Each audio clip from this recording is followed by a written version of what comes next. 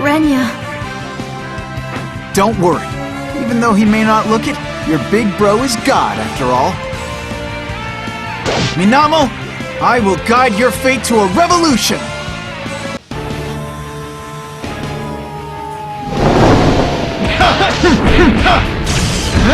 Take this! Eat this!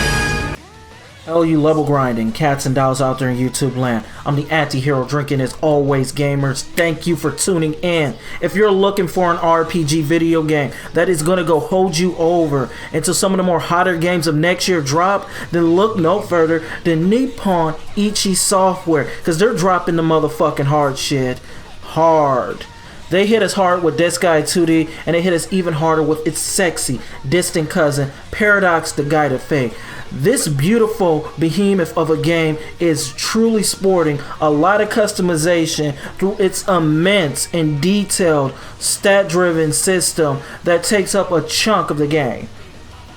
To touch briefly on this, no matter what you do in the game, you will always be adding to your base stats, which are the take-home aspects. When you go into a dungeon and you complete the dungeon, your level resets, but you gain your stats. Your stats constantly stack upon themselves. On top of that, you have the stats of your weapons that you can go level up throughout the whole entire game. That also stacks on top of your stats.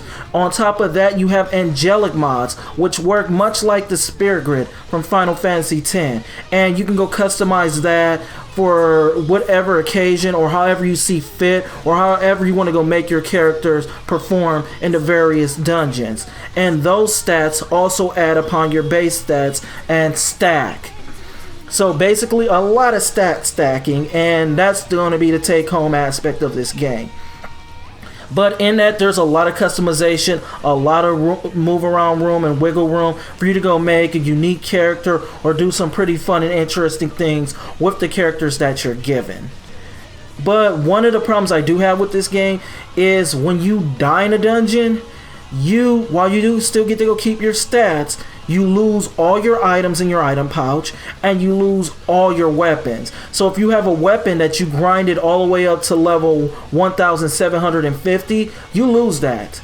That weapon is no longer available, and that sucks. So this game is not for the faint of heart.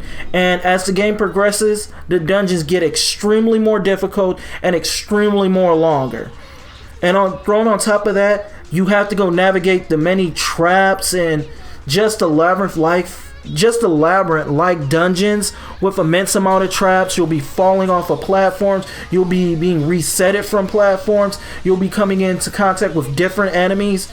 This is a very strategic dungeon crawling game, and that's what you would kind of expect from Nippon Ichi Software.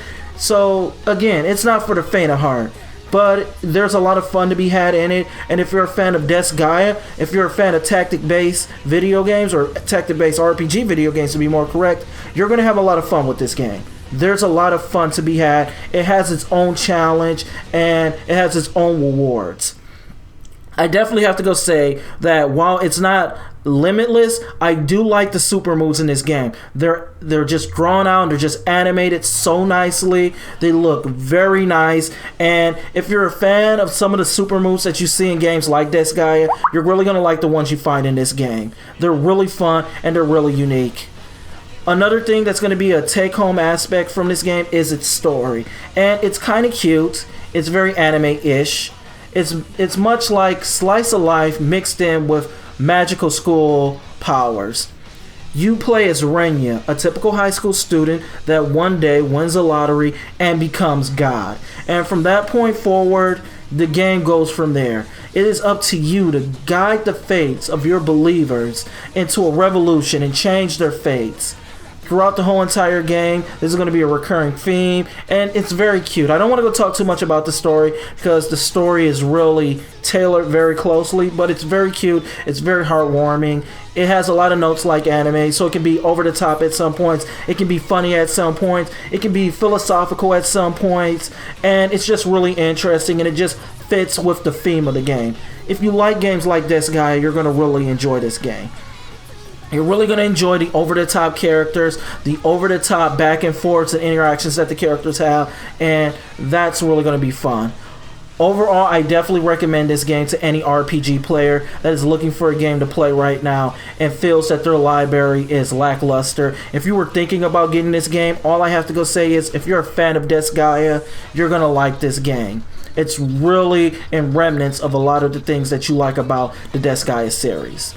Overall, I give this game a solid 8. It is definitely something that you might want to add to your library because there are not too many RPG video games like this one in particular.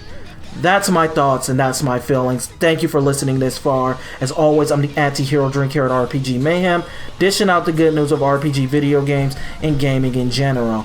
Peace and later, gamers of YouTube land.